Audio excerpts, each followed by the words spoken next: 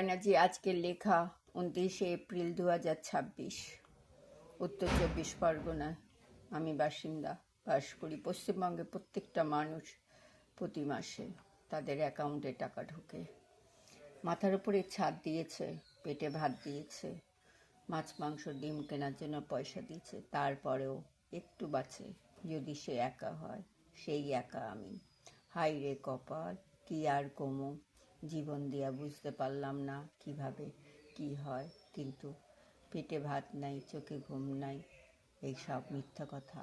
খাই না, সবাই সব খায়, সবাই সব পারে।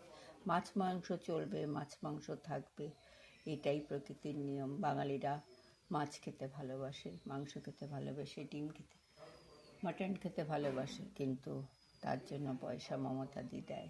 তুমি খাবে কি খাবে না তোমার ব্যাপার। হাই রে কপাল, মমতাদি কইছে চপের দোকান করে 3তলা বাড়িয়ে চা বিক্রি করে। না না, কোনো দিনও সে বলেনি যে এইসব কথা।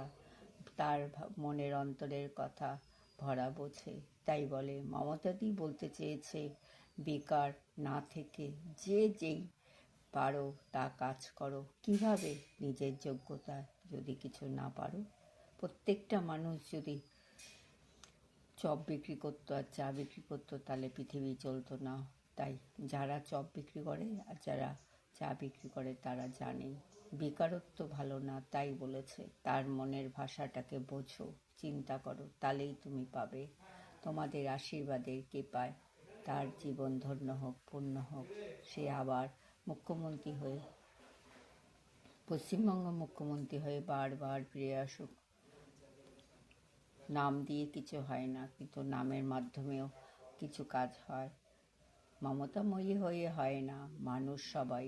কিন্তু মুখ্যমন্ত্রীর মতো, পশ্চিমবঙ্গের মুখ্যমন্ত্রীর মতো ভাবনা চিন্তা এই ভারতবর্ষের আর কেউ নেই। এখানে অভাব আছে, দুঃখ আছে, কষ্ট আছে, কিন্তু প্রতিবাদ করার মানুষ আছে, সে হলো মুখ্যমন্ত্রী পশ্চিমবঙ্গের। এই জন্যই আমরা আজ গর্বিত।